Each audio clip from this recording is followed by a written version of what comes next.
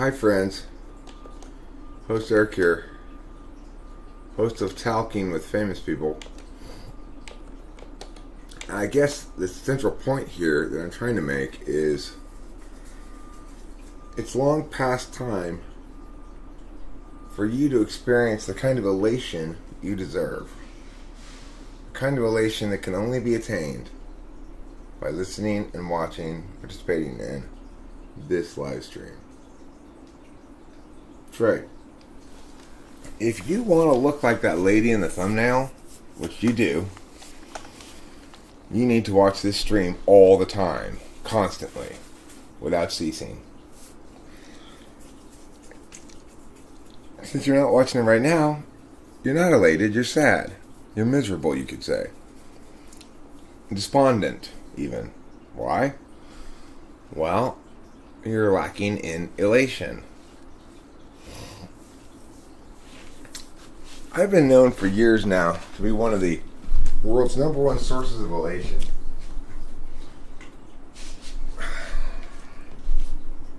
There was a moment a few years back when people thought, hey, we might be nearing peak elation. But then massive reserves of elation were discovered underneath my rocky shores. And we've been fine ever since. Which is pretty good, pretty cool if you think about it. Switch this to the old live chat there instead of the old top chat. Yeah, it's a little early for live streaming. Did I sleep last night? Yeah, I slept. A little bit of taciturn Tad and the tossy turns, but whatever. Kitty was very affectionate last night. She's feeling a little bit insecure because of this. It smells like fire all the time, so much smells like fire around here. Unlike a lot of animals, she probably doesn't like fire. She probably sees fire as a threat to her well-being,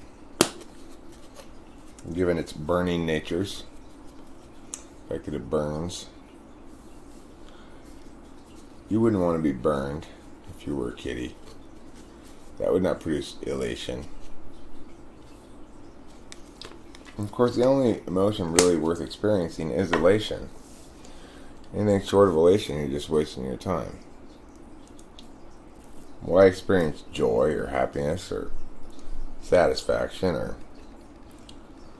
serenity when you could experience elation?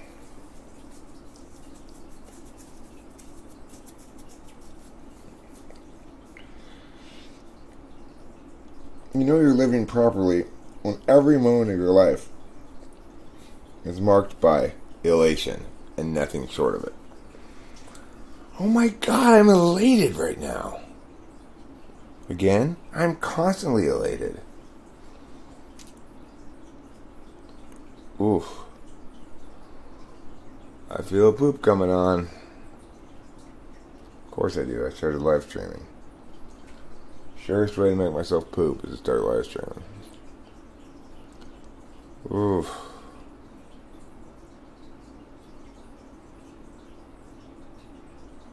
Having a bit of a morning stomach moment.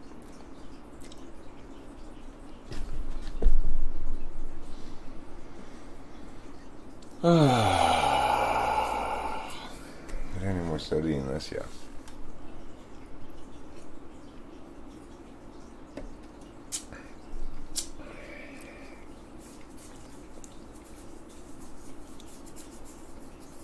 Coke can be a stomach soother too. People don't generally think of it as a stomach soother, but it can be a stomach soother.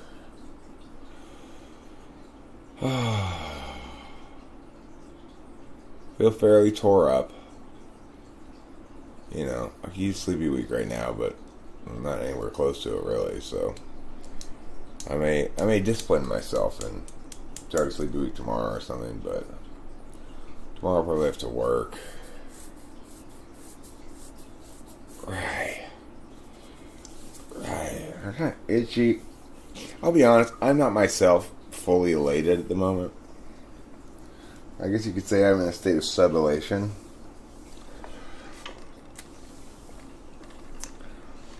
But, it's been a long time since I've quadrupled. One way to guarantee you attain elation is to quadruple.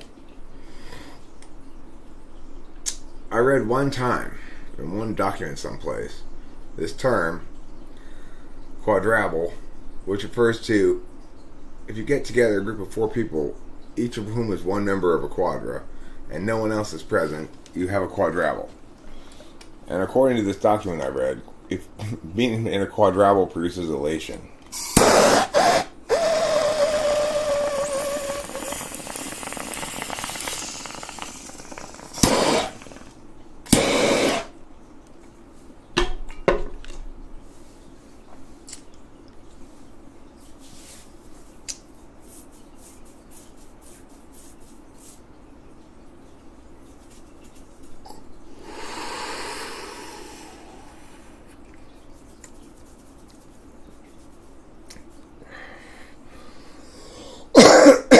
Well, the nice news about this morning is I get to have my conversation here with myself without a bunch of annoying participants and bothering me with their questions and stuff.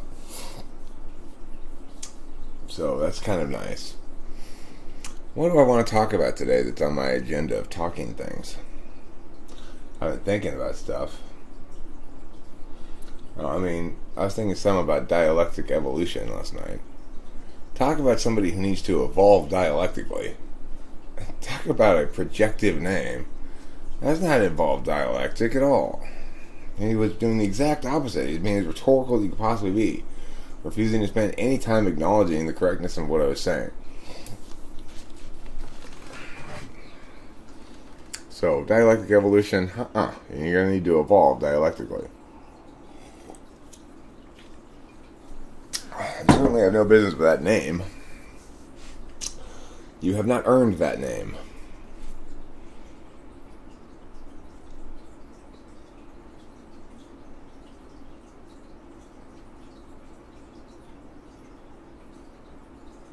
That's one of the things that makes me upset because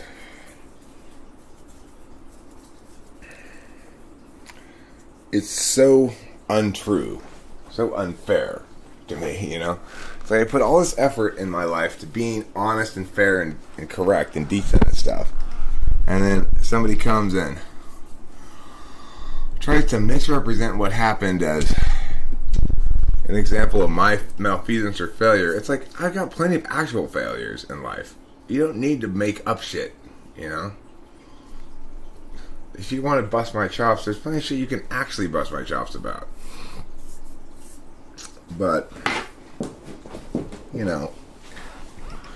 trying to interpret what happened with Matt in that round, quote unquote, as anything other than what it was is just foul and awful.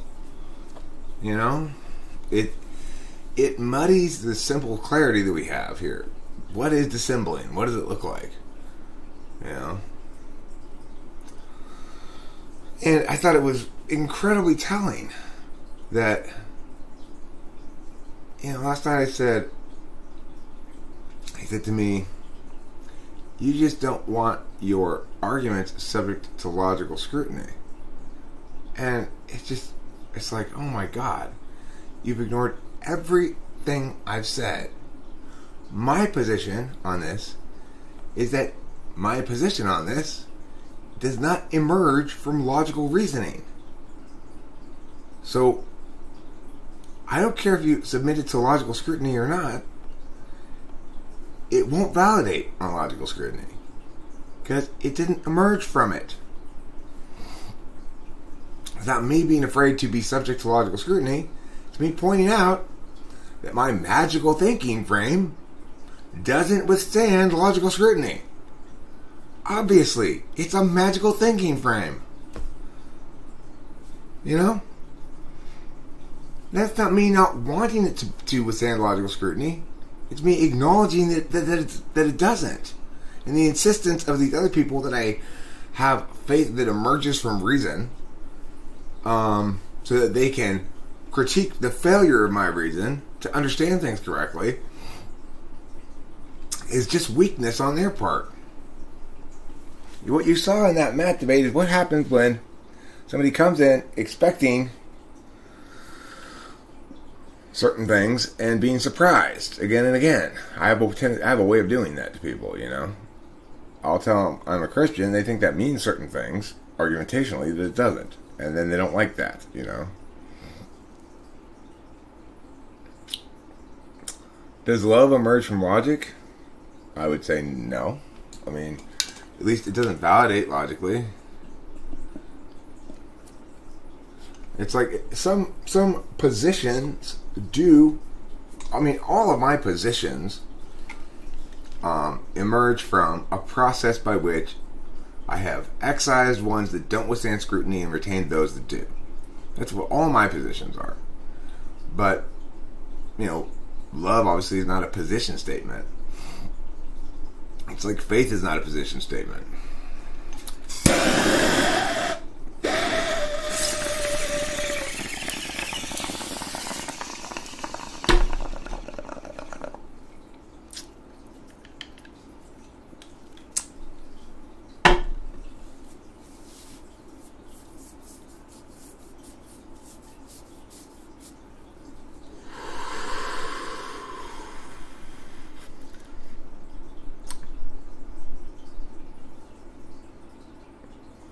That was a nice bong rip. Bit of a bell ringer. Makes me feel like a new day has dawned.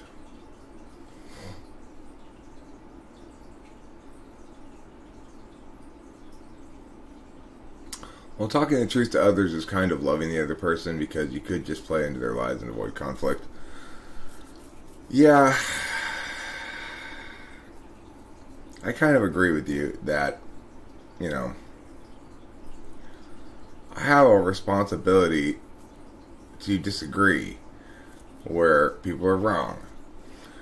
The challenge for me is disagreeing in ways that are palatable to the people who are wrong.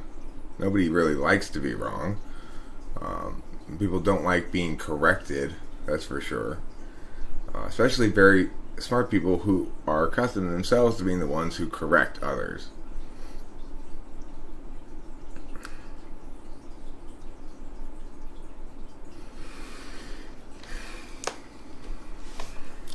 You know, it's like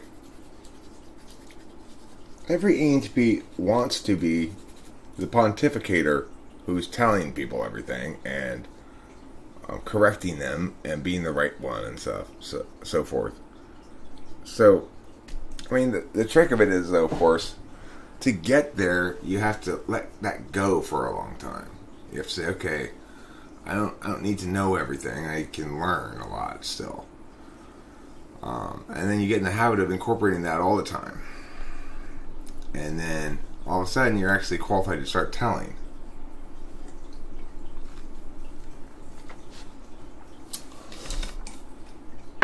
It really depends on how you tell them. So, that's where the FE comes in.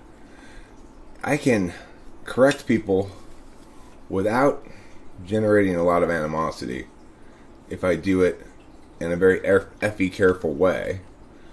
And that will obviously benefit me in the long run more than making enemies. But you know, people come in and position themselves as my enemy. Like when Dialectic Evolution came in that first time and started throwing out accusations about me being intellectually dishonest and stuff without any goddamn substantiation whatsoever, he's positioning himself as my adversary. And that I've been, you know, he's challenging my integrity and my character, so I'm going to have to respond to that. And when it turns out, as the challenge proceeds, that there really is nothing behind it, there's no justifications behind it, it's just like, I mean, I don't know what made him react to that video like that, such that he misread it so badly, you know?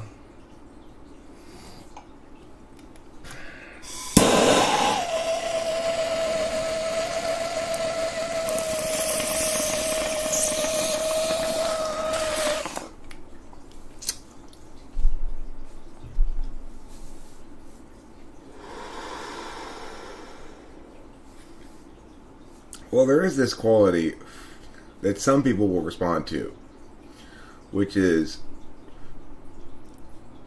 hey, this is the elite group now.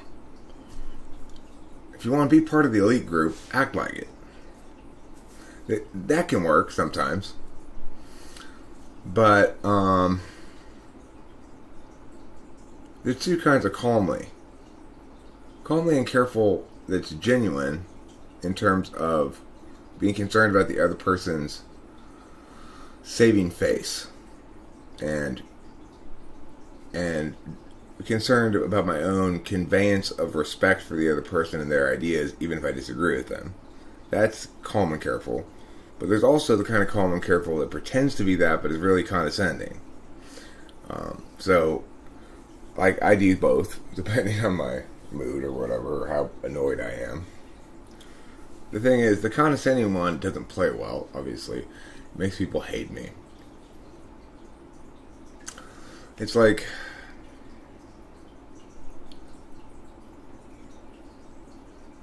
it's bad enough when somebody is undeservedly smug. But substantially worse is when someone's deservedly smug. Because since they're deservedly smug, it means they should know this and own it, and not have to convey that smugness to others. And I think that's what I'm guilty of, basically, is being deservedly smug. It's like, okay, own it then. Just be a better person than that. If you've really arrived in some sense, then stop fighting to prove it. Now, obviously, I haven't arrived in any large sense of success. What I mean by that is arrived in terms of, I guess, having all my arguments fairly robust and well understood and well articulated at this point. In other words, having argued everything out enough that I'm argumentationally fully prepped out for whatever you could say. That's what I mean by having arrived. Obviously, if I were to measure arrival by a more concrete measure of success, I have by no stretch of the imagination arrived anywhere that I would like to be. I still believe that what I'm saying is of fundamentally more value because it's fundamentally more insightful than just about anything else out there on YouTube. But at the same time, I recognize that it doesn't attain on that level aesthetically. It's not aesthetically as good as lots of things. There's shit tons of stuff that's better than what I make aesthetically. It's just ideationally, I'm offering a voice that's genuinely superior to everything else. My positions on things are genuinely superior, more nuanced, and more correct than other people's positions on things. And my approach to being correct more incorporates a recognition of my own biases and shortcomings than just about anybody else I encounter anywhere, because why? Well, a couple of reasons. I'm an HP, so I'm extremely metaphysical, and I live in this world of ideas and making things try to come together, ideation and stuff, number one. But number two, I have a debate coach and a former debater who was trained to rein in their innie and coalesce because they have to make a 4-minute speech or whatever minute speech. It's NI training, Learn to spot the most important elements and highlight those in the most concise and effective way. So that's element 2. And then element 3 is cognitive functions, which gives me a language to discuss ideas themselves as expressions of an individual's attention, which they necessarily are, rather than as objects of analysis that attain some primacy over others inherently without any connection whatsoever to the implicit configural matters that drive human behavior.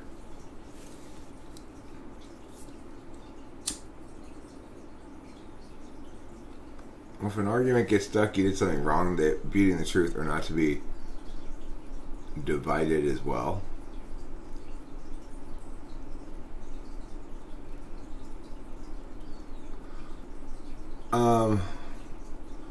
Well, see, that's the thing, Raphael. Remember that a given position statement might attain a slope that's nearly straight downhill, which is to say, it's almost impossible to dispute. A given position statement might attain that. But it is not correct that correctness is binary. Correctness is a matter of rhetorical slope. So you can say that something is very incorrect, it's almost straight up. It's almost impossible to get up to the top of it. It's such a hard slog. Or something that's almost entirely incorrect, entirely correct, it's like downhill. You don't even have to do any work to prove it. But almost every position statement lands somewhere in between those two extremes in terms of rhetorical slope.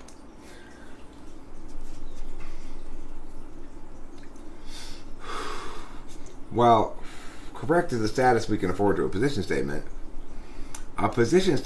is not actually something that sustains that status outside of any particular usage of it. But what I'm saying is, if I say that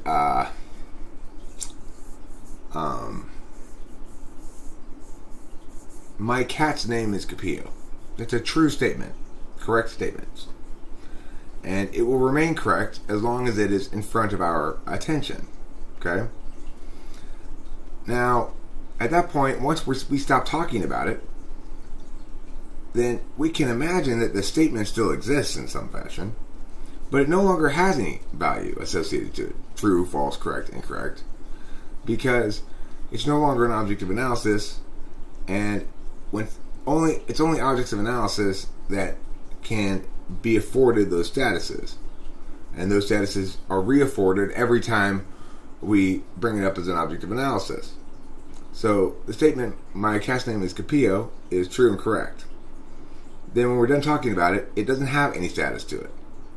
When we bring it back up next time, we have to check again to see if its status is the same thing, or reassign its status. Oh, my cat died, I got a new cat. That's no longer correct.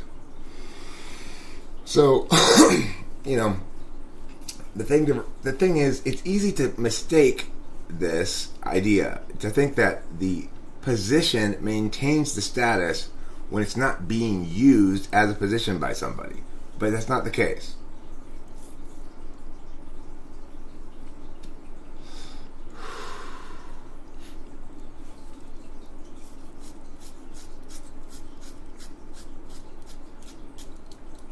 But look, the correctness of something depends a lot on the context in which the statement's being used. If I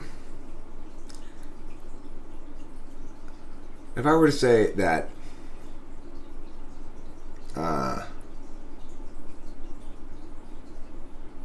collecting rainfall will not produce adequate water,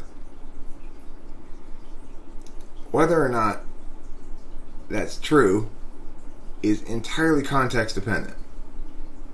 Where are you? How much does it rain? Right? So, that quality of context dependence is true even of statements that would seem to not be context dependent, except for those that make universal claims. And those that make universal claims within a context, but between contexts, it's not correct or incorrect.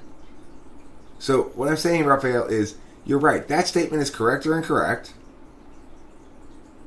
in argument A, but it could be the other one in argument B. So the statement doesn't maintain its status, right? It can be both correct and incorrect concurrently in two different conversations, right? So we see that the status of correctness is not held by the position. It's rather afforded to the position for the sake of and duration of a specific usage, namely a specific set of arguments or a specific conversation.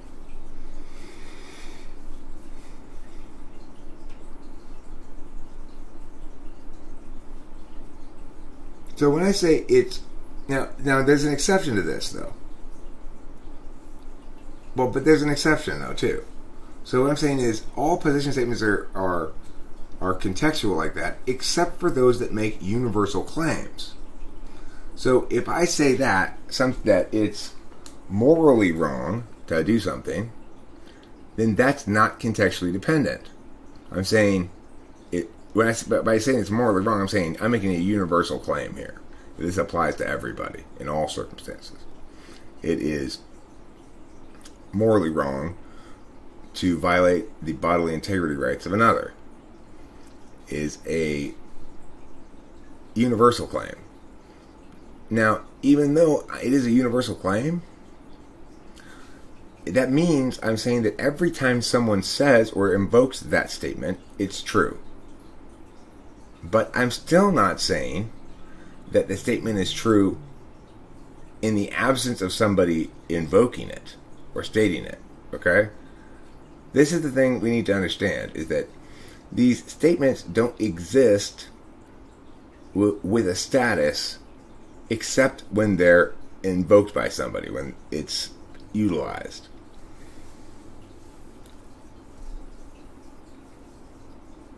I just did give you something morally wrong. It's morally wrong to violate the bodily integrity rights of somebody. It's a negative rights violation that's pretty straightforward. Saying that the way I said it means because it's a violation that it is in direct, that it occurs despite the explicit expression no by somebody, about their own property.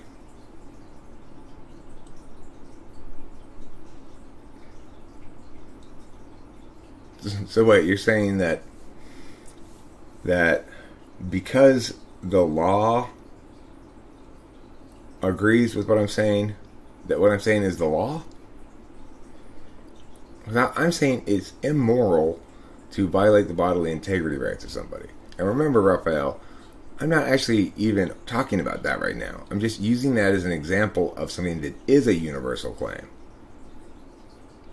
That would be more likely to support your notion of the statement being correct or incorrect, non-contextually dependent, right?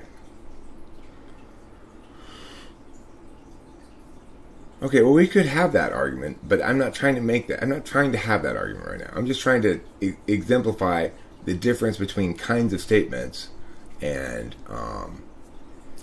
with how some of them are universal claims and some are not.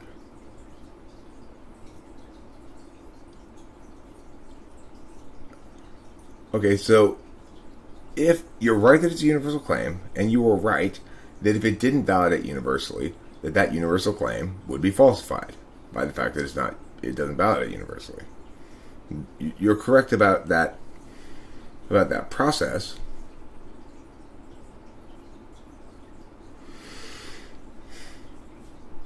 Well, yes, a universal frame is a specific frame. It's universal because it claims to apply in every instance. And that differentiates it from those that don't claim to apply in every instance. What's another universal claim? That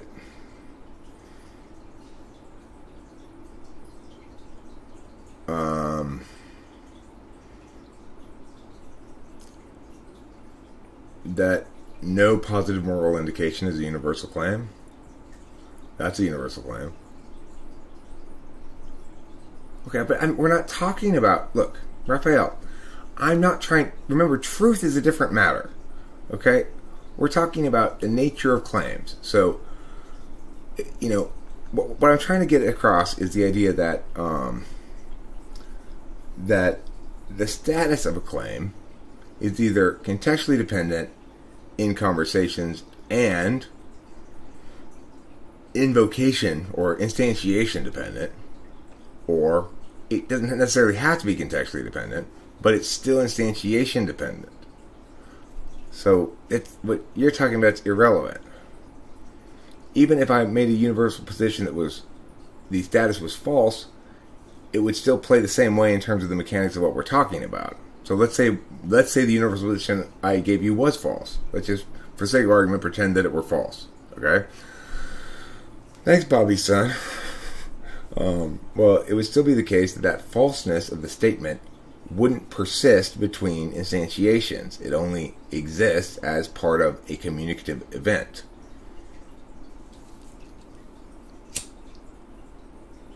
In other words, you don't need something with the status of true to evaluate the question at hand. The status of false works just as well.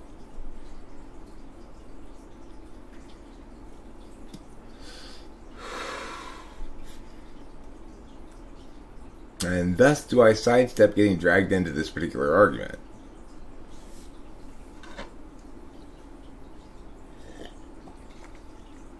Bobby, son, you were like the sunshine on a cloudy day. Meow, meow, meow, meow, meow, meow, meow, meow, meow, meow, meow.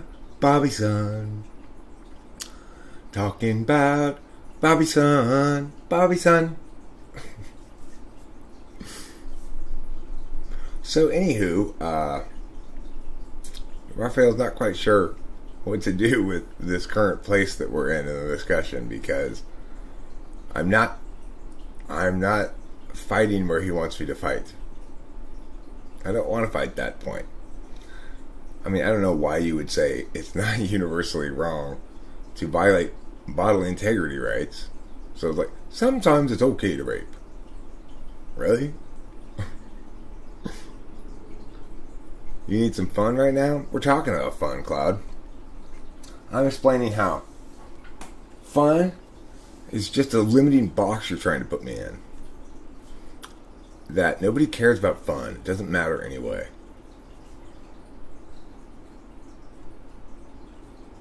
But that's not... Killing to protect yourself isn't a violation of bodily integrity rights.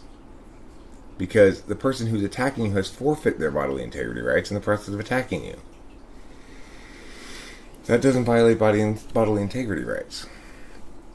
Self-defense is explicitly not a violation of bodily integrity rights because it's responsive to an act that is a forfeiture of rights.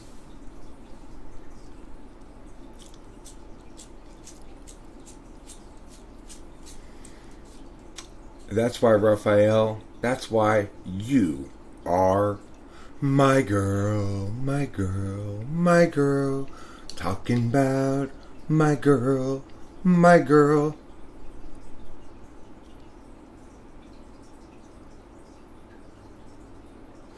Morality is really simple. What is good for Cloud is universally good. That would be an easy to calculate metric. It'd be easier than our more complicated moral frameworks. We just call Cloud. Hey, Cloud, will it benefit you if I buy soup at the store? No? What would benefit? Would you send you the money? Okay.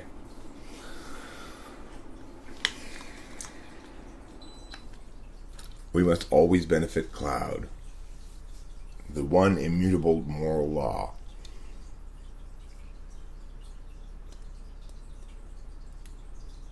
The world would go to hell if we all benefited Cloud all the time.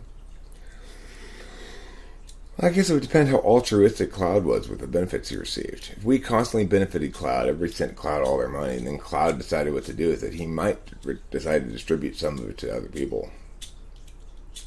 He might even be fair, who knows? Probably not, but he might.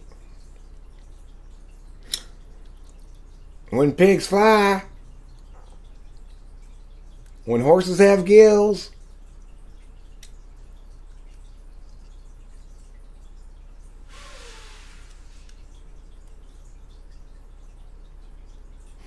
If there were no God, it would be necessary to invent him.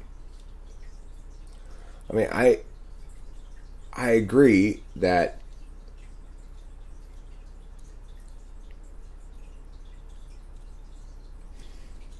we need answers to some fundamental questions about our existence, or we benefit from answers one way or the other. We have answers one way or the other. Whether they're satisfying answers or not is another question. Whether they're correct answers or not is another question. But because these kind of questions seem to defy any definitive answer,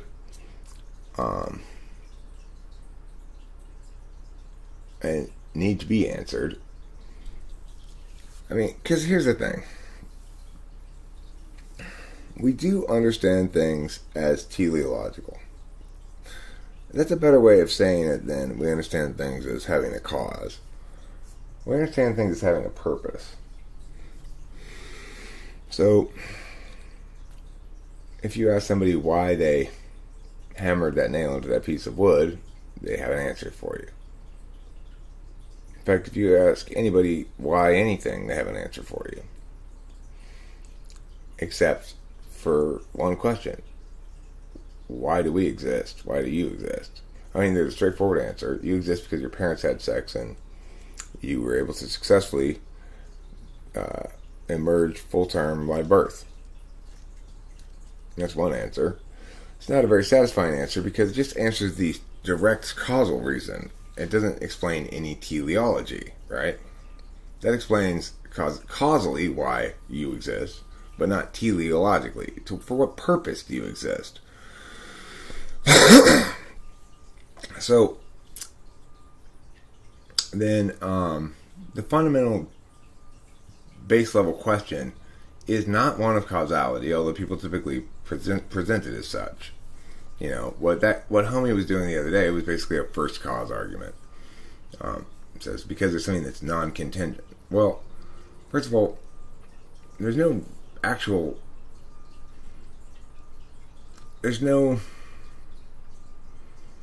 warrant there. Why should we conclude there's something that's non-contingent? Well, because infinite regression is illogical. Okay, so how is non-contingency more logical than infinite regression? I mean, they're both... Why are you leaving so soon, Running Fox? You just got here. I guess you're a running fox. That's what they call you, Running Fox, for, because you're always running. You just see you passing by and go, there goes Running Fox, running by again.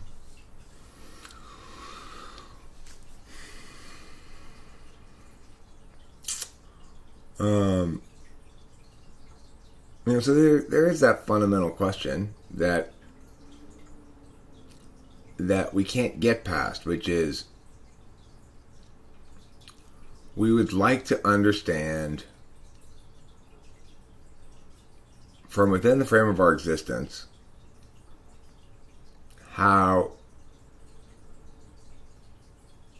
existence came to be. I will take care. You take care as well. And tell your daughter she better learn harder. She's not learning hard enough. Okay? So turn up the learning effort to 10. She's got important learning to do at school today. Oh, and don't forget to tell her teacher to go fuck themselves if they give her any trouble. Why is there something instead of nothing is exactly the core question, okay? And any assumptions about that, such as non-contingency, infinite regression, God, whatever else, are unreachable without leaps. there has to be a leap somewhere if you're going to meaningfully address what is unaddressable by our normal mechanisms. Namely, how do I answer this question that can only be answered from outside our own existential frame? Namely, before we existed, what happened? Well, it's not. We can deduce things about what happened here on Earth before the species existed. But, what happened before that, what happened before Earth, let's say, we can make deductions astronomically about shit happening in space or whatever. But,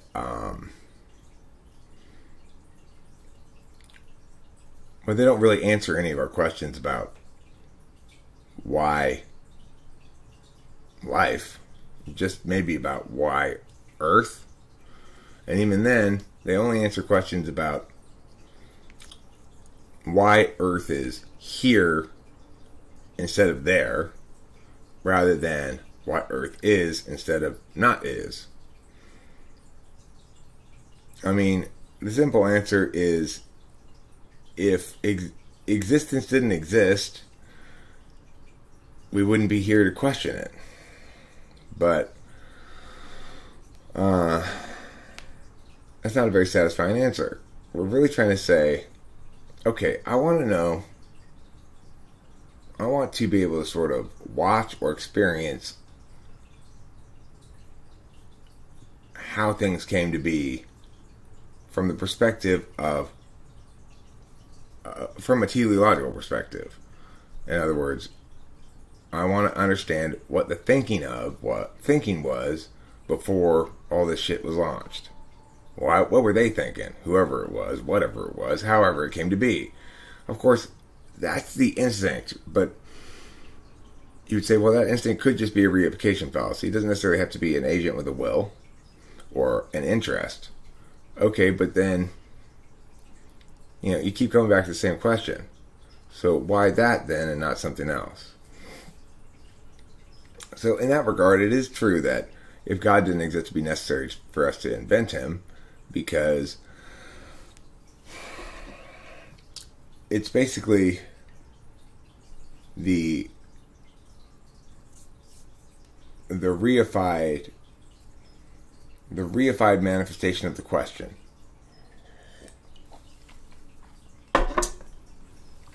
Well, it obviously doesn't. In other words, our existence isn't predicated on our understanding it as justified by anything. And that's certainly one answer to the question. But what I'm saying is... Thanks, Taylor. Thanks.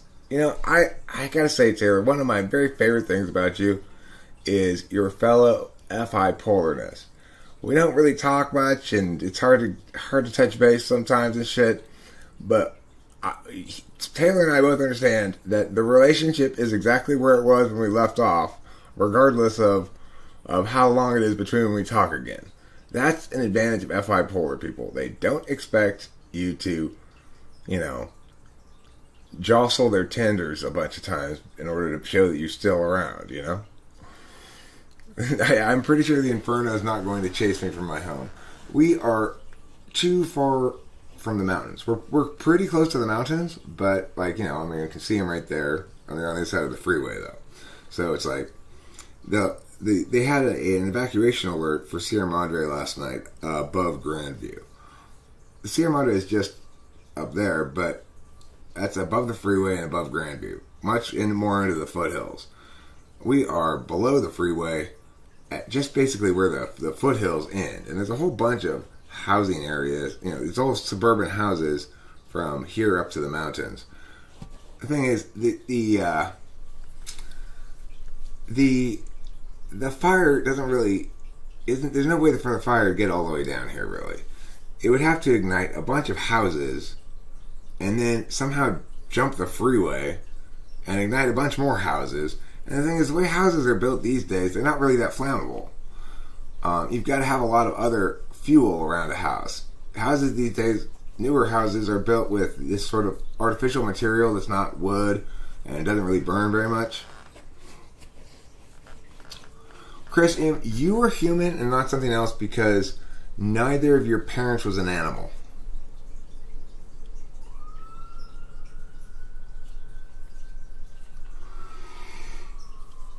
Well, I mean, I don't think cultures came up with the concept of God.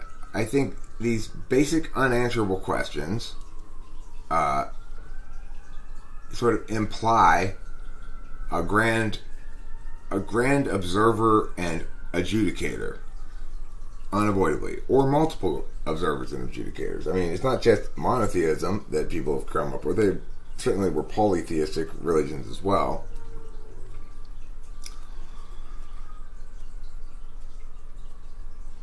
I marvel at man coming up with the idea of property. I still don't understand how we all get.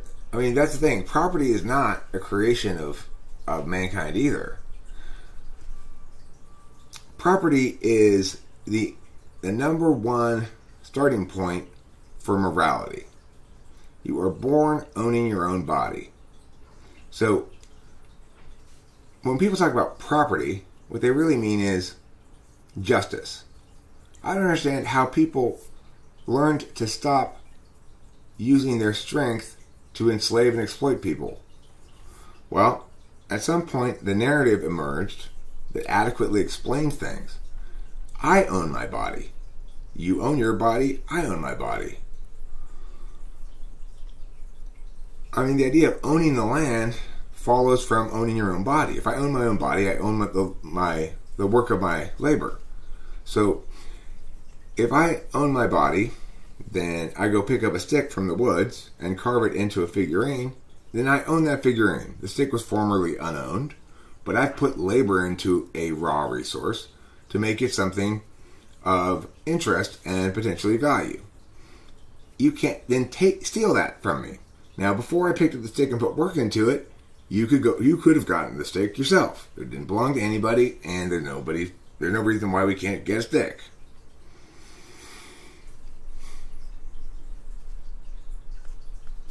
Eric, you don't believe in evolution, but are you certain that it's a lie? I don't think evolution's a lie. I think evolution is a bunch of half-baked anecdotes. I have not experienced any rolling blackout.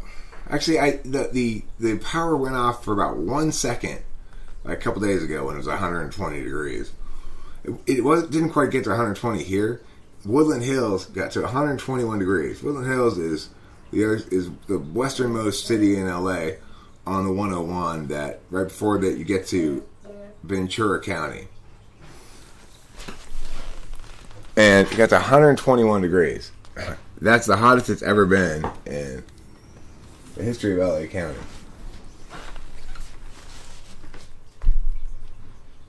COVID's not a lie. COVID is proof that COVID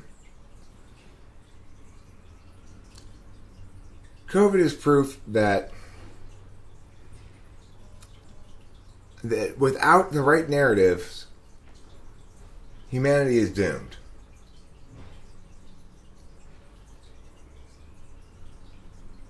In other words, why did this clusterfuck of a disaster occur?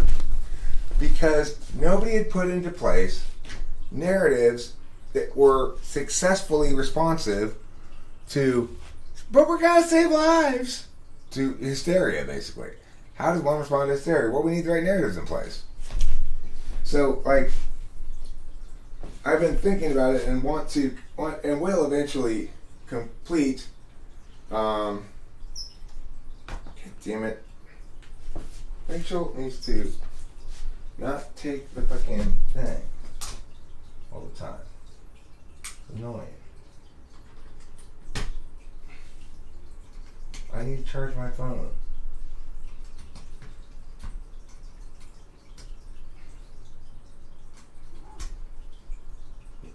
Hold on, I'm gonna go Freaking brick.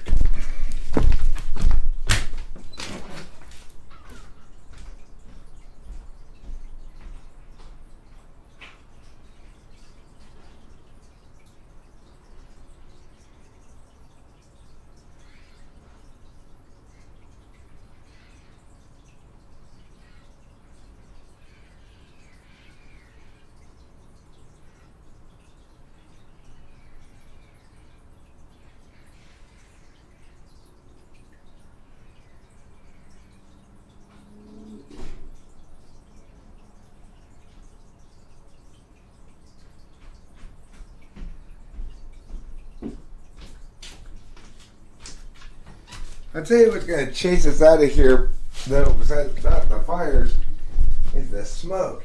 The air quality right now is the worst I've ever seen it since I was a little kid.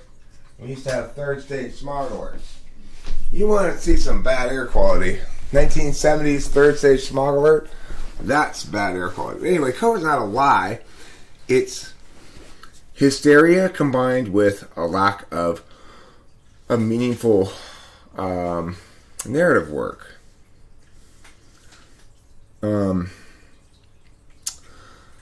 So it's like the reason this policy was able to occur is because nobody said, when is it okay to quarantine? There should be some basic rules, right? Like, generally speaking, it should only be okay to quarantine people you know are sick, or have reason to believe, at least complete good reason to believe are sick. Okay. Number two, the other possibility is if you think a virus can be successfully isolated into one geographic location. In other words, right at the beginning, and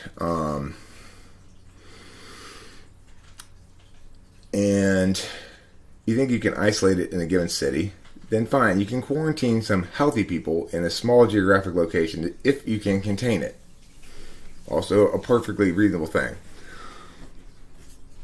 However, it should never be okay that you quarantine healthy people on the basis that they might be sick or might become sick without any evidence that they are.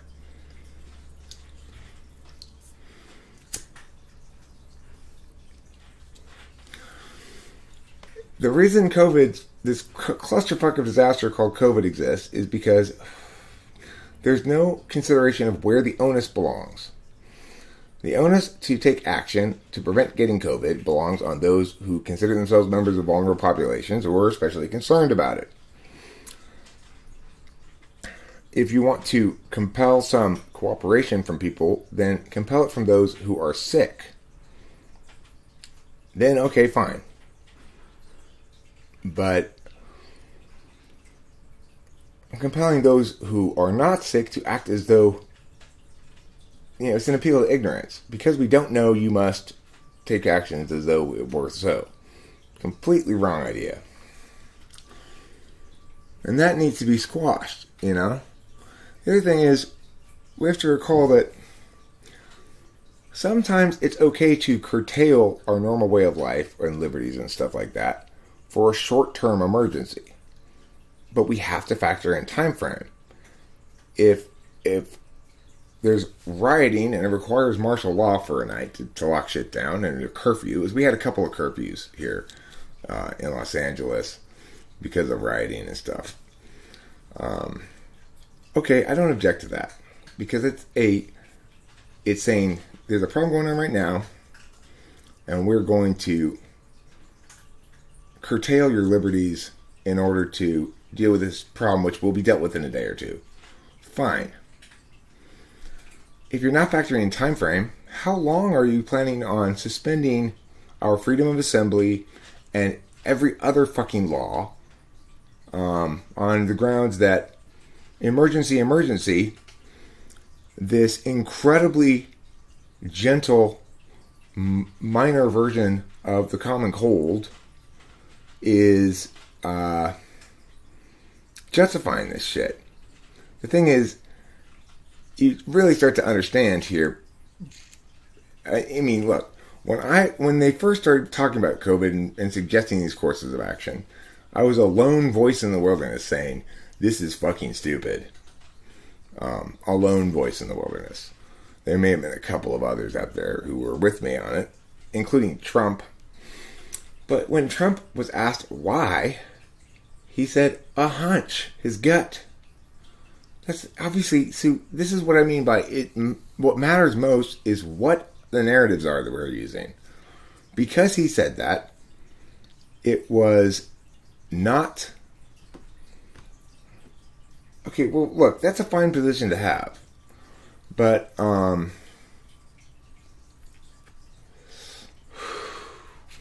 realistic position says this. If there is an outbreak of Ebola in Olathe, Kansas, then go ahead and quarantine that fucking town. I don't want the Ebola to get out and infect everybody. Because Ebola's got a fatality rate of like 100%. And, it can meaningfully be contained with a quarantine. So, yeah, there are circumstances where it's a necessary thing to do.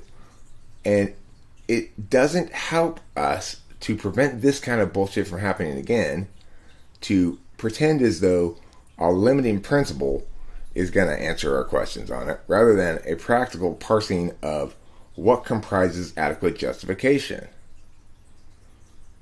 We can determine that. What comprises adequate justification? And apply that standard. Because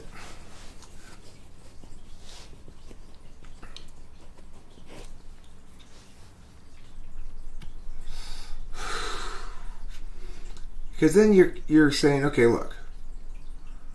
So now we know what it looks like when we overreact dramatically and then keep doubling down. And this is the thing that pisses me off about people. It's fine to be wrong. And you go, oops, I fucked up. But what every, public official in America, or most of them have done, is they have doubled down and tripled down and quadrupled down on their fucking wrongness because they're invested in it now. Like, we're seeing a spike in COVID rates. You know what that means? We were invested in our policy. It means we got to shut things back down again. They're not stepping back and going, hey, you know what? I think we took the wrong policy to begin with.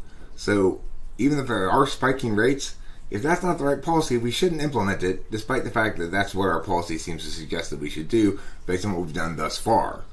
Nobody wants to step up and go, okay, this whole thing was a big mistake. And that's what's required to backtrack from the matter. So many people are invested independently in it. The thing to note is, I see COVID as the ultimate proof that it doesn't take any kind of conspiracy, plan, dominant elite, hidden sources of power, or anything else for all of humanity to fall on their face in a dog turd. It just takes a number of decades of decaying public discourse. The solution to it is a restoration of public discourse.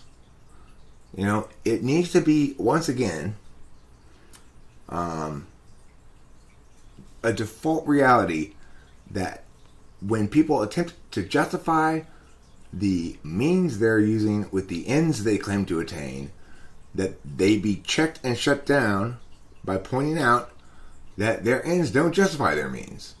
And that everybody agrees with that. In other words, it's not a good way to create policy. There's a it lets policymakers off the hook. We've got to do this horrible thing. We've got to do this wrong thing because the outcome we're going to get from it is so important. Okay, do a better job then. Get the same outcome without being rights violating. So it's like, if there's a Jack in the Box near my house, and it's on Rosemead. And Rosemead has 2 lanes here and 2 lanes on the other side. And at the spot where the Jack in the Box is,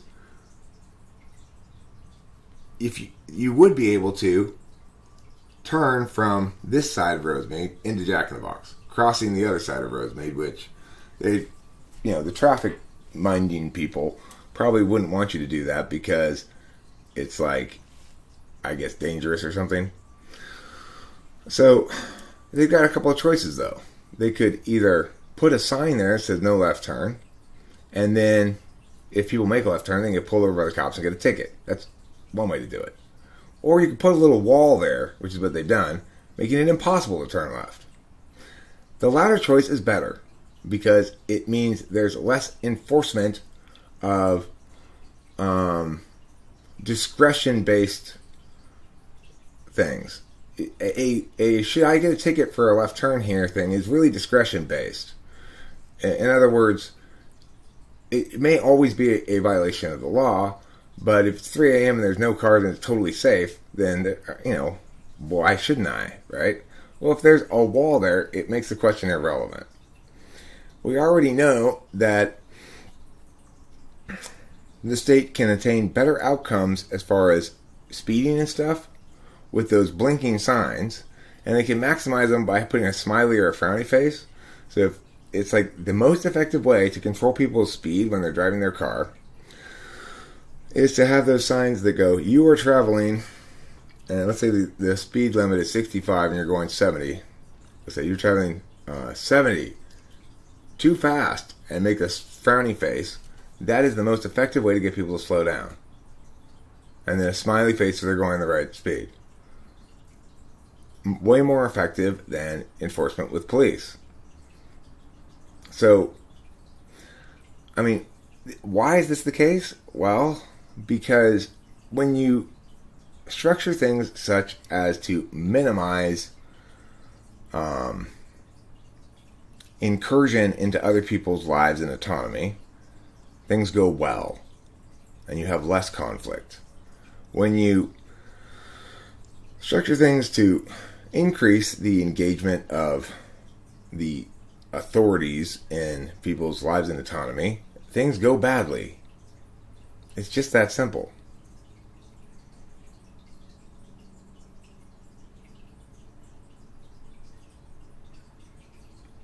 Well, I don't think I can tell you this. California did not plan these burns. The Northern California ones were caused by this crazy,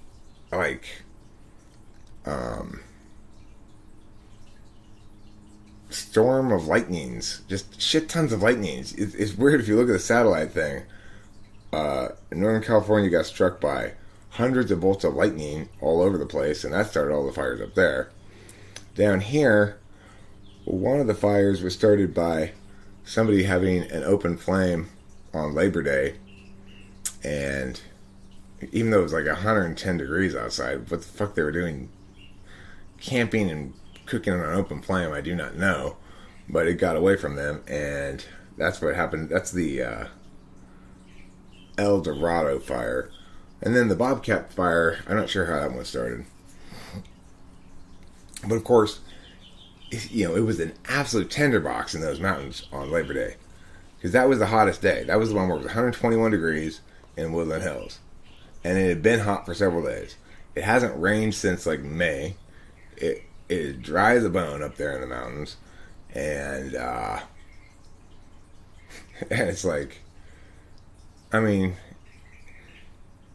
on that day when it was that fucking hot, it seems like you could have started a fire just by accidentally leaving your glasses somewhere, and the sun comes through them, and so I don't know. Certainly, California burns every year, but whether or not California is going to need or get federal money, I don't know. It's kind of like I kind of want to leave California. I kind of want to leave Los Angeles.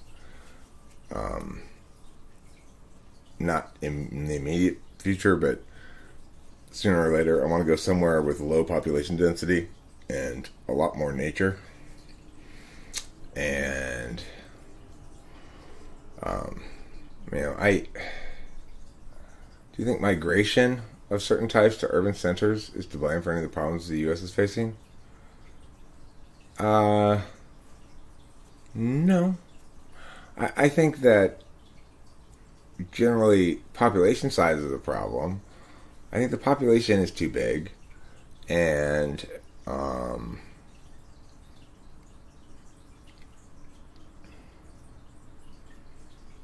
that pushes up housing prices. But I am encouraged by the fact that people can work remotely so much now, and that remote work very much lessens the burden on the world of such a large population. To the extent that the population is not commuting back and forth to work as much, they are requiring fewer resources of the world, and that enables there to be more commerce that's less impactful. So obviously it impacts the earth less for you to sell a PDF than for you to sell a book. The internet is kind of like, okay, so there was this guy back in the day, I forget what his name was, but he predicted Malthus. Malthus did the math to show that we will run out of the ability to produce enough food for people at this point when the population reaches here, because he just extrapolated out the current productivity of arable land, but the productivity of arable land massively increased, therefore Malthus was wrong. In fact, we were able to feed way more people than he said we'd be able to feed. The internet is the equivalent to Malthus's, the equivalent to increased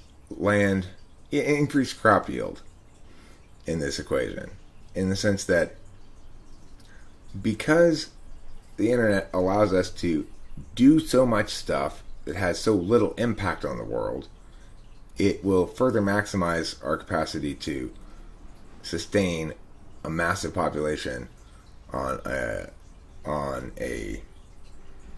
Earth that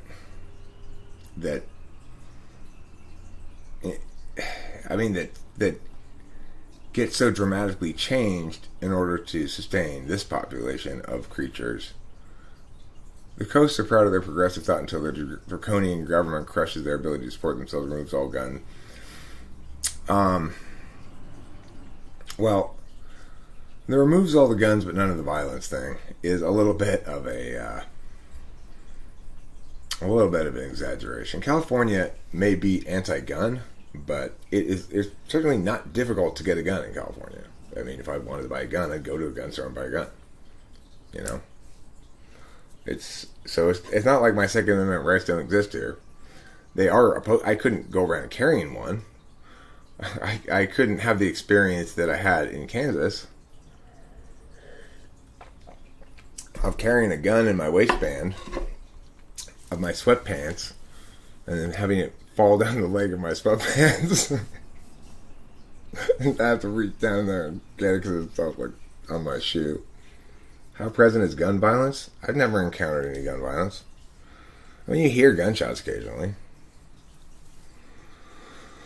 Okay, here's one thing I will say, Raphael.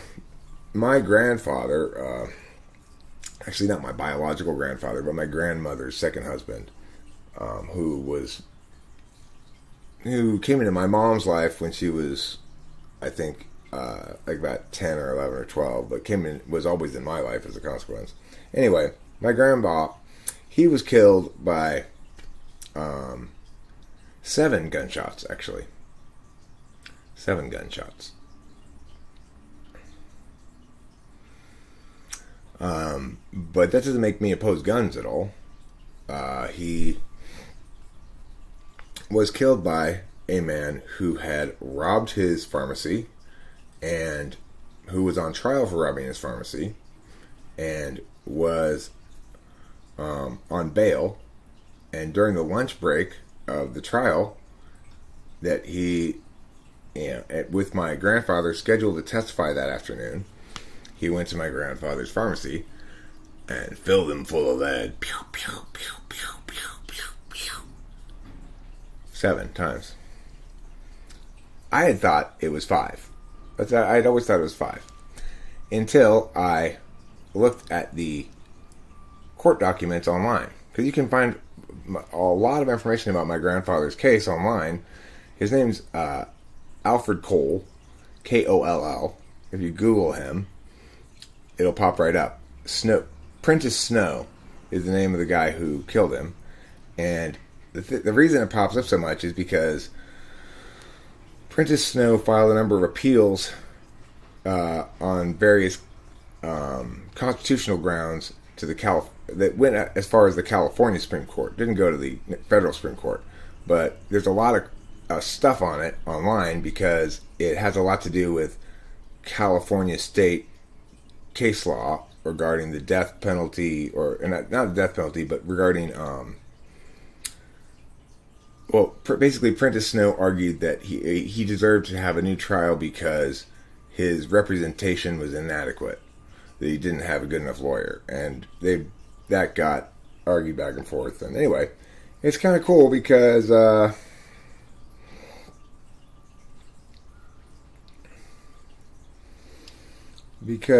can read all about it. And when I read that in fact he was shot 7 times, or there were 7 bullet holes in him, I thought, don't guns usually just only hold 6 bullets? Taylor, maybe you can answer that. Why don't handguns normally just hold 6 bullets? 6 shooters, as they call them?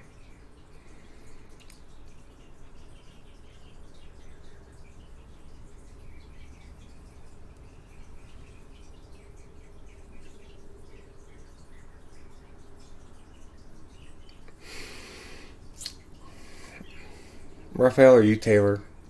I directed that question to Taylor. He knows about guns. So, I don't know. What kind of gun do you think a Beretta can hold at a 14?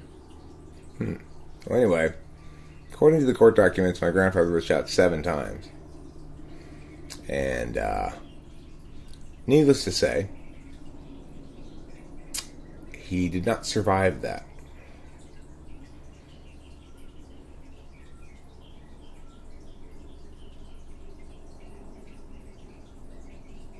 And the interesting thing in reading those documents is I'm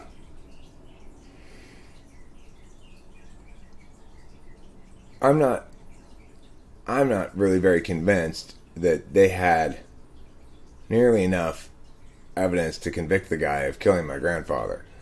But they did it. He was convicted anyway. And I am also convinced that he was guilty of it. But, based on the evidence that I saw, I don't know if I would have voted him guilty. I don't think they did their job. I don't think they proved beyond a reasonable doubt this guy killed him. But I do believe he did kill him. He certainly had the motive. And there's, apparently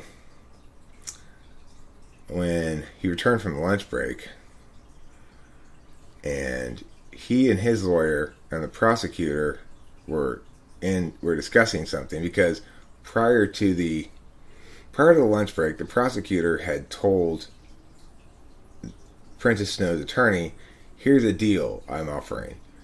And Prentice Snow's lawyer told Prentice Snow, here's the deal. I think you should take it. And he said, I'll tell you after lunch.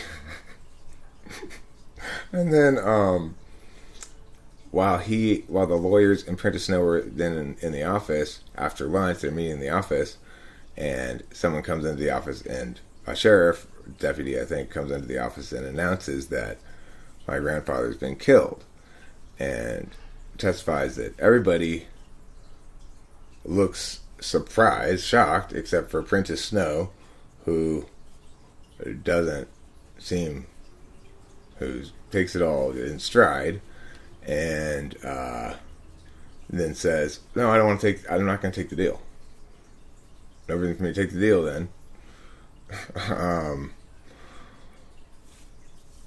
And he was mostly convicted on the basis of that, as far as I can tell. Pretty convincing, actually, that he's guilty, but not enough evidence to convict him, in my opinion. Pretty interesting, huh? I was in 5th grade when that happened. I remember my dad coming to pick me up from school and telling me my grandfather had been shot and was in the hospital at that moment.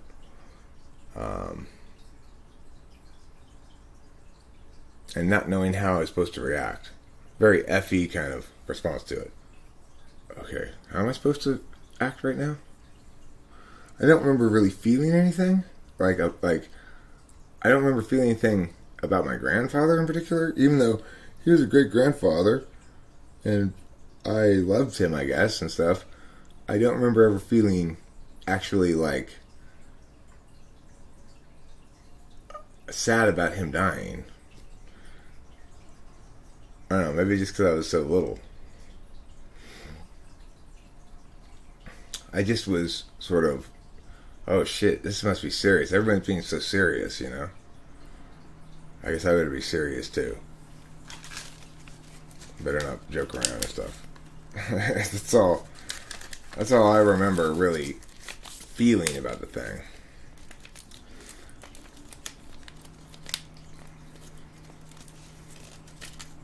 I think we should all be allowed to carry 2 swords. Are we not allowed currently to carry 2 swords? I'm going to carry a bastard sword and the flaming sword of Ognoth. Those are my 2 swords.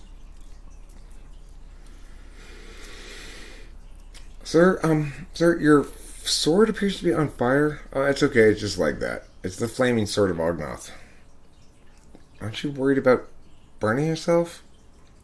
It doesn't burn me. I'm immune to it. I'm saying that if there are great evils in the world, we can confidently say that some low FI person caused them.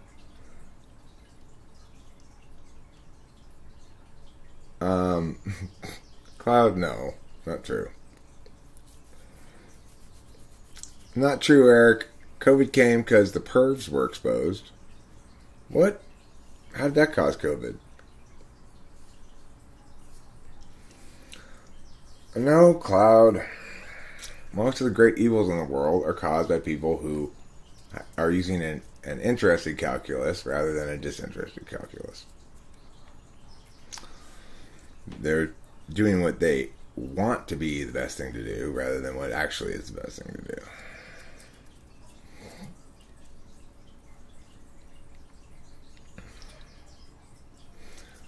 Okay, it's that. I mean, look, an ENTP gone bad will turn out not like an inhumane scientist, but rather like a Discordian. Okay? But every type gone bad turns out like, we can talk about what they look like when they turn bad. An ENTP turned bad looks like a Discordian. The Discordians made up the thing about the Illuminati. And, or it's a hoax, but it's a Discordian hoax. Which is, it's basically playing with the concept of meaning smithing and creating the reality that you narratively, creating a reality out of storytelling. And doing so irresponsibly is what happens when an ENTP goes bad. They become a Discordian. Or perhaps somebody like, a so-called Satanist, namely somebody who believes that that human will is the paramount of morality or something. Somebody who's too married to their reasonings.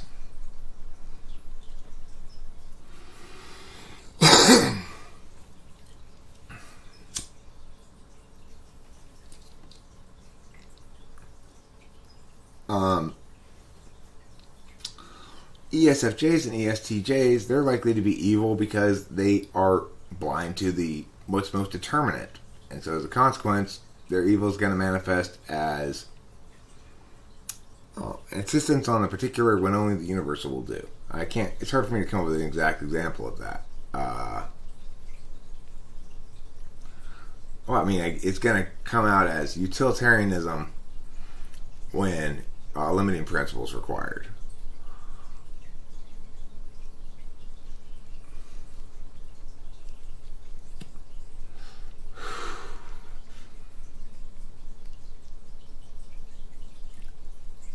And then ESFP evil is going to look like Trump.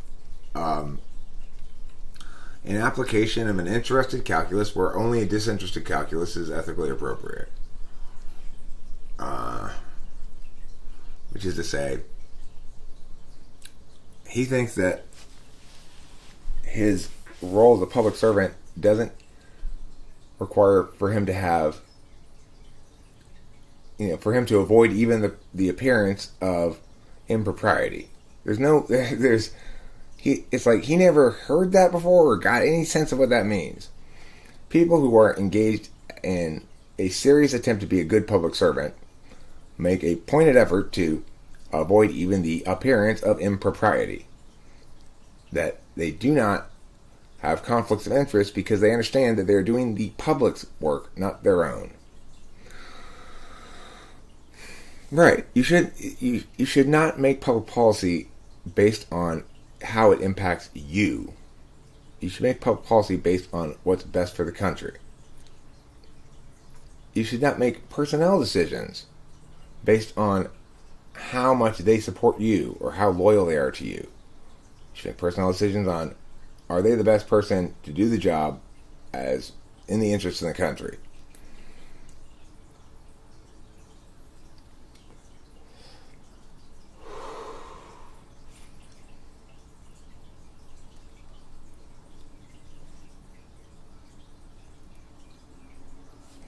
INXJ evil. So, like, INTJ evil is likely to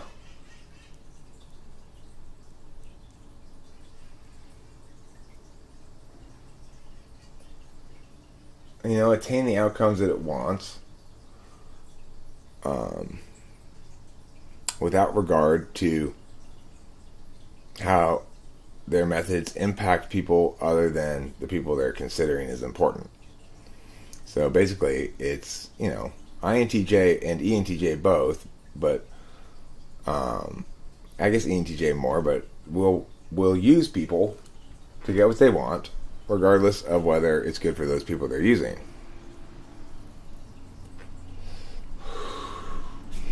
Whereas ENTPs will fuck with people without regard for their legitimate authentic experience, because they just think feelings don't matter,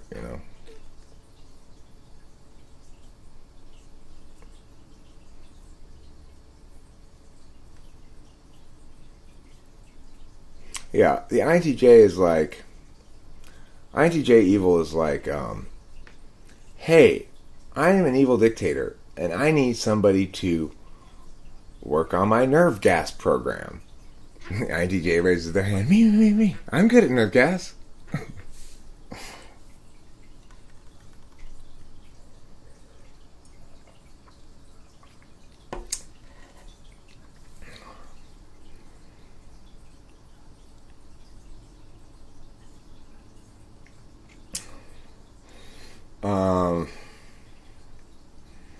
INFJ is like Iago in Othello.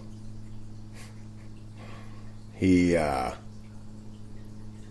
like Wormtongue in Lord of the Rings. That's your INFJ evil. Whispering things into people's ears that cause them to, that are basically ideational viruses that harm them ontologically. Both the NFJs are going to have that kind of thing. But the ENFJs, it's more going to be like accidentally lead people astray by presuming that particular experience doesn't matter at all. Whereas INFJs, it's going to be like express their toxicity because they were damaged sometime when they were young by worm tonguing people.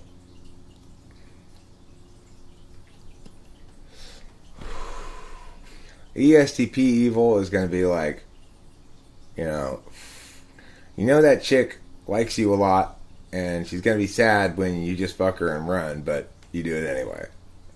That's ESTP evil. And probably ISTP evil too. That's equivalent to the, it's equivalent for both of those kinds. INTP evil is similar to ENTP evil, probably. Although INTP is probably the type that's least likely to go evil.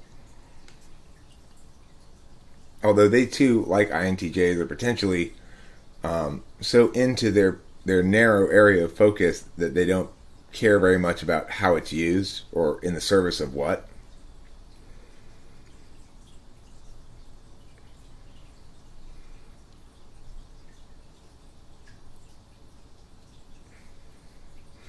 Yeah, INTJs use people for their own gain more than... ENTJs are going to think that you use people to accomplish organizational goals. That, of course, everyone needs to be a team member helping me make my vision our reality. But INTJs, it's more like, I don't mind exploiting Mia if necessary to get Mia. More specific, I guess. If they're going to be evil. Remember, most individuals are not examples of a type being evil.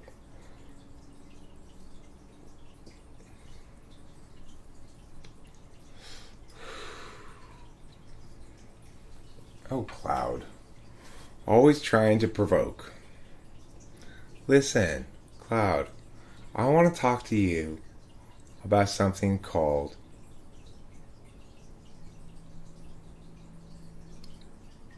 FE juice.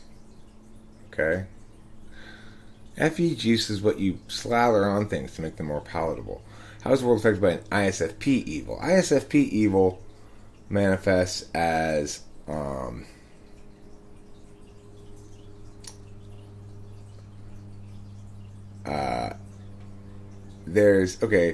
so let's pretend we'll talk about this book I recently read called Dry, that all of a sudden there's a huge water problem in California, and abruptly one day without any warning, everyone's taps go off. There's no more water coming out of the taps.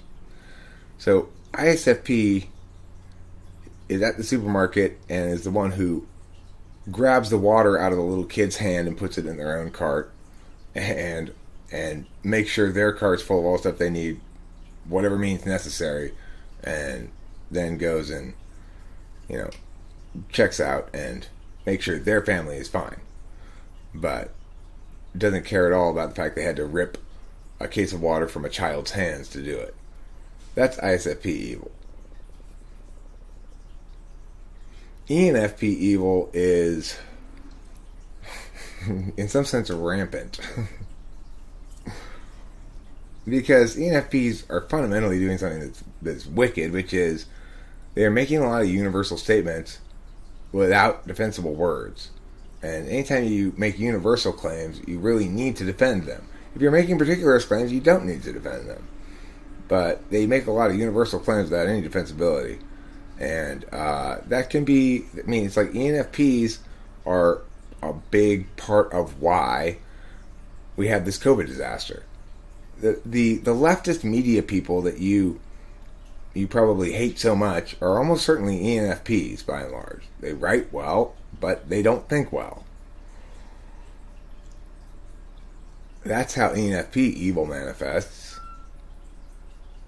It's like, we have to have COVID masks because lives or something. Oof. I gotta poop. Okay. Cloud says, if there's no God, it would be necessary to invent him. I'm a great candidate. It'd be necessary to invent, not elect, Cloud. Invent and elect are different things.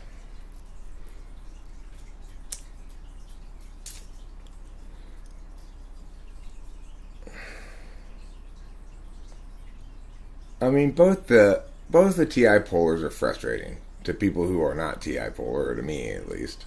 But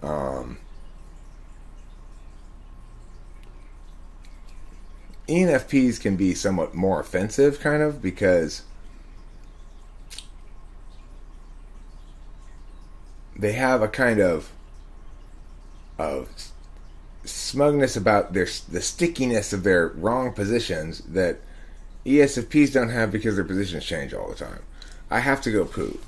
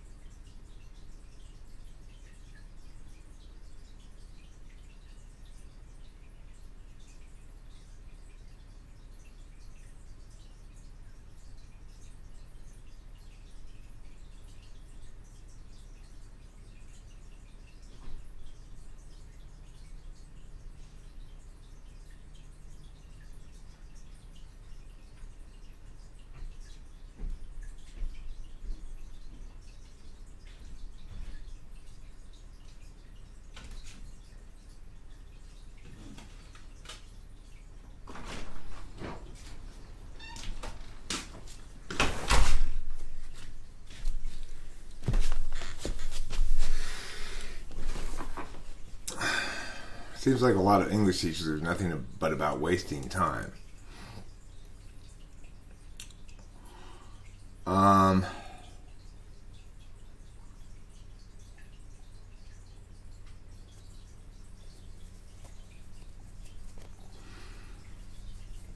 So here's the thing about English. Diamond and Raphael teaching English is, and it reveals what's wrong with education a lot. So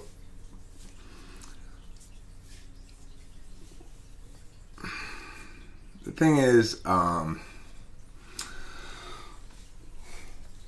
if I'm teaching you grammar and give you a grammar assignment to practice recognizing noun clauses, let's say, and you get something wrong and I correct it,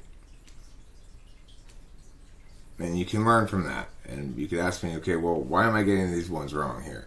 Okay, well, you keep mistaking meow for meow. Okay, and then I give you a test. You can apply what you have learned. The difference between that and most English classes, which are about reading and writing, is a writing assignment is not a way to teach anybody how to write.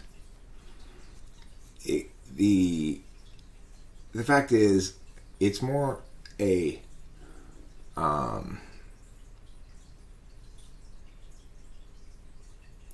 English classes tend to be more a series of opportunities to prove what level you're at or establish what level of skill you're at, rather than classes that teach you things. So it's true that immersion in reading and practicing the skills of writing may help, but the problem is it's structured as though you were instructing an actual skill set like grammar. Like, why should I get a grade in English class on my essay? It's not like I had an opportunity to learn anything and demonstrate that I had learned it. You're not critiquing my failure to learn something specifically you're teaching, but rather that I'm not a very good writer. So it makes it a weird scenario, because people, of course, frame their education experience through this instruct, assess process that results in grades, right? And so, because the criterion for success has been established as a grade,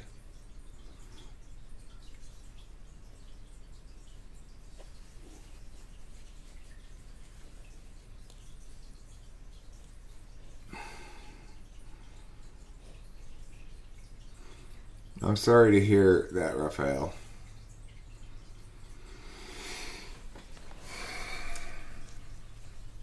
The key thing as far as dietary stuff is just drink a lot of soda and smoke a lot of cigarettes and you should be fine.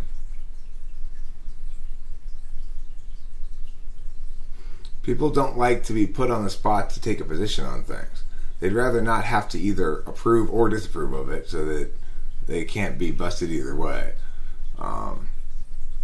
That's weakness on their part, but it's common.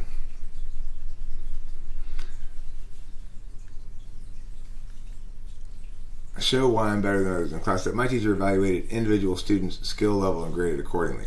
So in that case, if you're saying, okay, well, you get an A because you improved, and you get a B because you were great to begin with and didn't improve, it would seem to punish mastery at that point. So that's not going to work as a methodology either. The fact is, you shouldn't teach writing. You should perhaps assign reading, because I do believe that the best way to learn to write is to read a lot. And you should teach grammar. You should teach writing sentences, perhaps, but you shouldn't teach writing the way that they teach it right now. To the extent that you give people any writing assignments, they should be purposeful in the sense that the assignment is being done in order to publish on their blog or something, rather than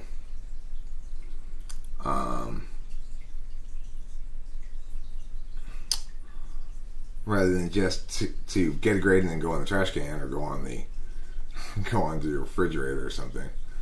TWFP, the most thing that irked me about English classes were how robotic they were. We didn't learn language by analyzing it. Kids just pick it up from learning from the people around them. No, not structure. I don't believe in those essay approaches. That's the thing, is remembering that writing is a form of self-expression, ultimately.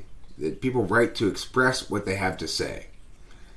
Compelling people to express themselves more successfully by learning an algorithm of self-expression in that fashion is silly, because people who are... Okay, here's how you learn to write a good essay. Debate.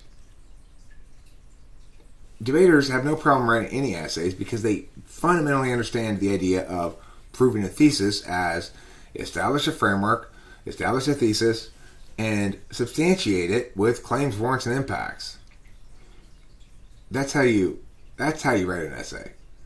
That's understanding it properly. Instead of saying you have this many sentences, this many paragraphs, etc., you get people to understand those concepts, and you don't have to worry about teaching them how to write essays anymore. Here's how you write an essay. You establish a resolution, you establish a framework, and you substantiate your position on the resolution in terms of that framework. If you understand all that, you never have to learn anything else about writing essays that are at least persuasive essays that take a position on things.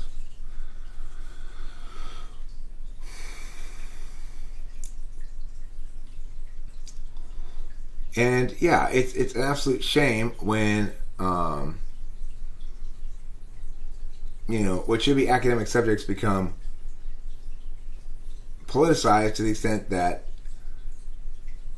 the matters at hand and the subject matter at hand loses out to the political dogma and shit like that. But look, it's always been the case that there are troubling trends, but typically it results in a pendulum kind of a thing. When people go too hard in one direction, then they swing back typically too hard the other direction. Yeah, Cloud's pretty young. And, he's here in an environment where he gets to be exposed to all kinds of interesting ideation, and I'd like to think he can't help but soak up some of the beauties of the nature of this place. It's going to impact and influence him going forward, because he'll have at least some access to a bunch of interesting approaches and thoughts and attitudes that he otherwise wouldn't have.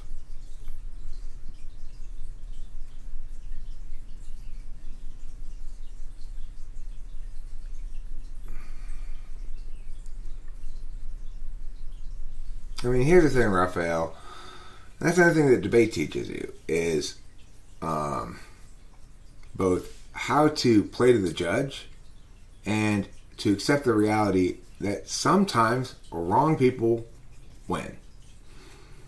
Like I was talking about the other night. I was party to a debate round one time where it was a three judge panel, okay? And in this debate round, one team, it was a public forum round, so it was PF versus PF. It was the final round. And the better of the two PF teams destroyed the worst of the two PF teams. I mean, it wasn't even close. It was an absolute bloodbath. Now, like I said, there were three judges. There was me. First went the lady. The lady was a lay judge who was doing her best to be more than a lay judge. And in the last speech, the team that won noted that they conceded framework, that they were going under their opponent's framework, But the reason they conceded framework because they were going under their opponent's framework is they so clearly won under that framework they didn't even need their own framework anymore. There's nothing wrong with winning under your opponent's framework. In some sense, it's even better than winning under your own. Or winning both. Winning under both is best, but it doesn't matter. If I show that I better uphold your value or your criterion or whatever than you do with your... If I show that my case better upholds your value and criterion than your case does, then you're going to vote for me. So, but the lady, trying her best to be a good debate judge without really understanding anything, seized on the fact that the team had conceded framework in the end and used that as their justification to vote, probably it was a low point win, for the losing team. That was just sort of growing pains of a judge learning how to judge debate. And so I wasn't too mad at her. And after she went, I said, okay, because she voted for the wrong team. And so then I said, okay, I voted for this team here. And the reason is because, and I explained, like, they won on impacts on this chain, on this chain, on this chain. They blah, blah, blah, blah. This team didn't respond to meow, meow, meow. So those impacts extend across the flow. And I'll point out also that they didn't need to win framework. It is true that this team won framework, but this team explicitly stated that they conceded framework for a good reason. It's because they so obviously won under the AFS framework. Since they're winning under the AFS framework, they don't need to win under their own framework. They win the round, period. Game over. It's a bloodbath. It was not even remotely close. Then the third judge goes. And the third judge also voted for AF, the team that didn't deserve to vote for. And he proceeded to explain reasons why the AF side of the resolution was correct. Not saying anything about the arguments the AF actually made in the round, but providing other reasons that he had himself for why he believed the AF side of the resolution was correct. Now, of course, that's doing the wrong thing. A debate judge is not supposed to judge which side of the resolution is correct. They're supposed to judge who won the debate round. And the way you do that is by evaluating the arguments that the debaters actually made in the round, not evaluating your own arguments, obviously. So, this happened not that long ago, maybe a year ago or something. And the thing to take away from that is shit happens sometimes. Sometimes you get, as we say in debate, judge fucked. And in that instance, that team got judge fucked, the neg. However, I had when the third judge started saying his own arguments as to why the AF won the round rather than the AF's arguments, I got up to leave. I wasn't going to sit there and listen to that bullshit. But as I was on my way out, I pointed to him. I said, "Those are your arguments, not theirs." And he said, "Yeah," because of course he didn't know what the fuck he's doing. He's a lay judge. He has no idea what it means to judge a debate round, etc. So, but here's the good news. Later that week, the guy from the team that should have won called me. He was unhappy because the back of my ballot, where I'd written more information, hadn't gotten photocopied and uploaded, so he couldn't continue reading what my comments on the round were. And he wanted to hear what I had to say about it, because obviously I correctly judged the round. And I was happy to talk to him, and he got the satisfaction of hearing me say what he already knew and confirmed for him. That was one of the most appalling travesties I've ever witnessed. You guys, it was an absolute fucking bloodbath. Like, this was a high school round. These guys were like seniors or whatever. So, and experienced debaters. So, I'm able to just talk to them like, if a debate coach and a debaters, or an experienced debater, when they start chatting, there's an immediate equivalency. It's like, there's no distance. It's not like I'm the adult, you're the kid, or anything like that. We're both debaters. you know. When we're talking debate, we're both debaters. And we had a great conversation. And he got to feel vindicated that, in fact, there was a truth there. There was a corrected decision, and it was not the one made. And so, in that sense, the injustice can be reconciled in some way. If you know you're right, the injustice is less appalling. But you kind of need support on that. You need somebody else to be like, yes, you are right. Or at least a lot of people do. But the good news is, what debate teaches us is that usually judges get it right. Usually. 80% of the time. And most of the time, if you do your work as you're supposed to and you do everything right, you will be rewarded accordingly. So it's the lesson here is sort of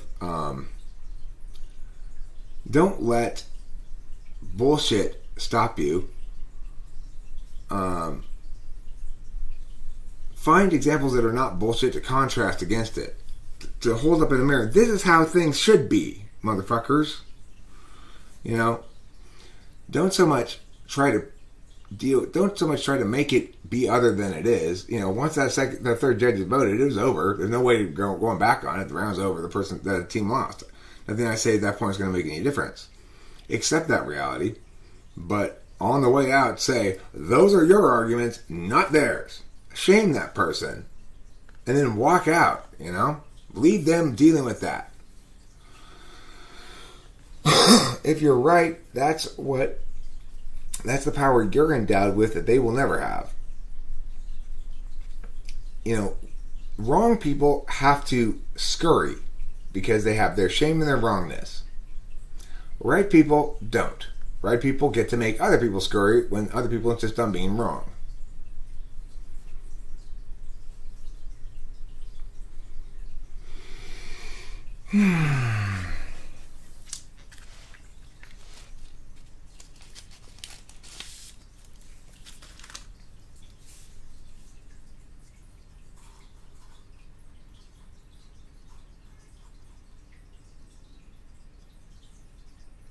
You long for something else, just like I long for seeing different places. Who longs for seeing different places?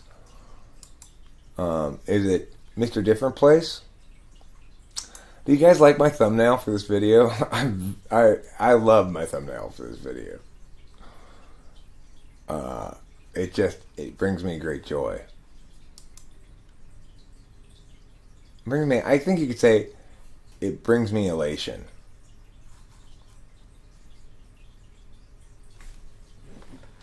Real, high quality, nougaty rich elation.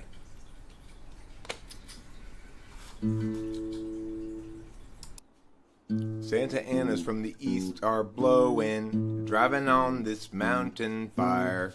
So Grant and Lana had best be going, they had cut it down to the wire. Everywhere apocalypse hung heavy, the truck was piling up with ash. But Lana got the dogs in the Chevy, and Grant counted out their petty cash. And all around the steady face of civil life is melting.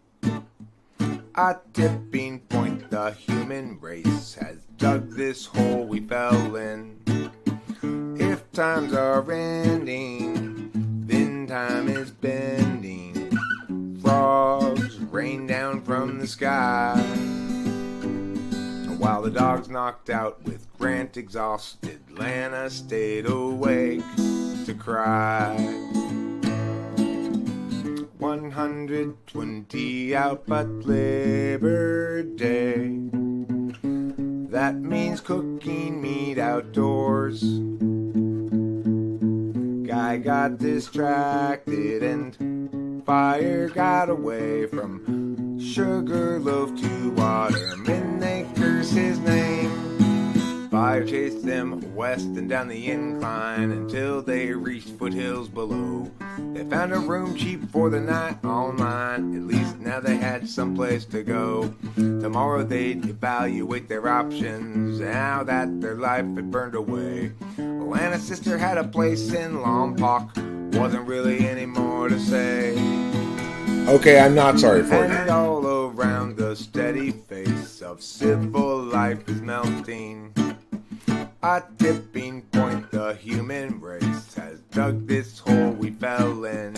I appreciate it because it's taken a lot of effort for me to maintain being sorry for you. Time is bending, frogs rain down from the sky. And while the dog's knocked out with Grant exhausted, Lana stayed awake to cry. Yeah, while the dog's knocked out with Grant exhausted, Lana stayed awake to cry.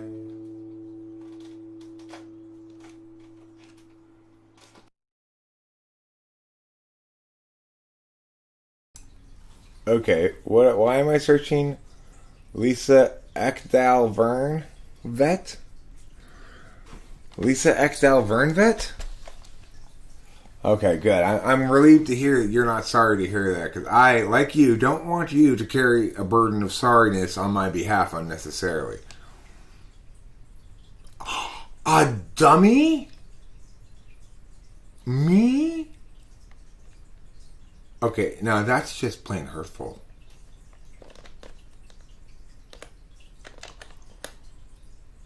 Ed Ekdahl Vern.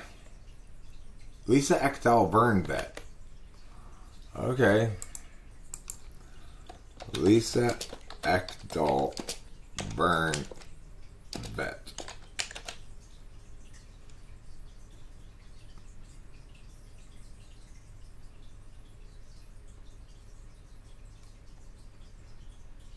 You mean Vim Vet?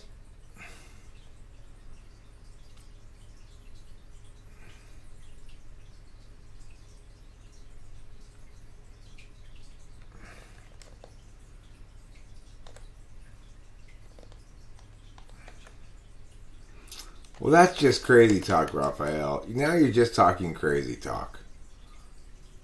Okay? The kind of crazy talk that nobody can stand.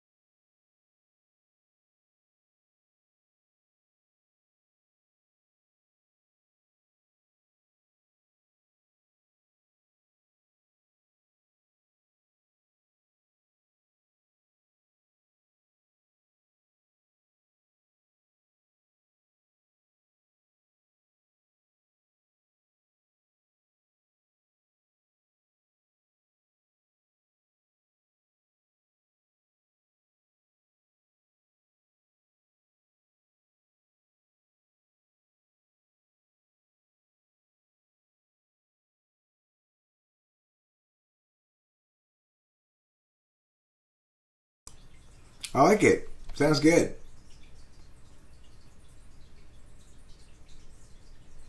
Translate the song so it rhymes well, then perform it for us? That's a good idea. An English cover of that song? That's a good idea. Huh. I need to translate it though. What language is that? Anyway, Finnish or something? Some sort of Scandinavian language? God, do those people use way too many consonants or what? That's a good idea. I mean, is it a popular song? I mean, is it well known or something? Swedish? Okay. I'll have to translate it.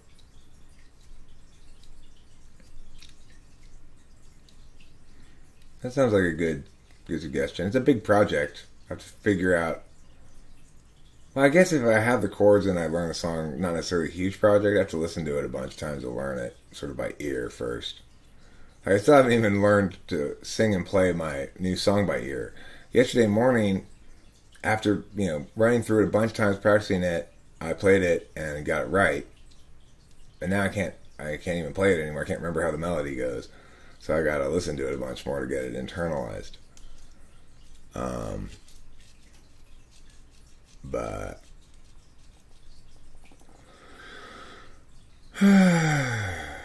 well, I guess I should go do something else now. Something productive. I've been at this for 2 hours, so I'm gonna take off and maybe work on music, or maybe work on a cognitive function video. I'm not sure.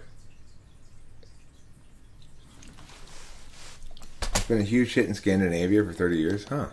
Cool. Well, that's a good idea. You know? Thanks for being here, everybody.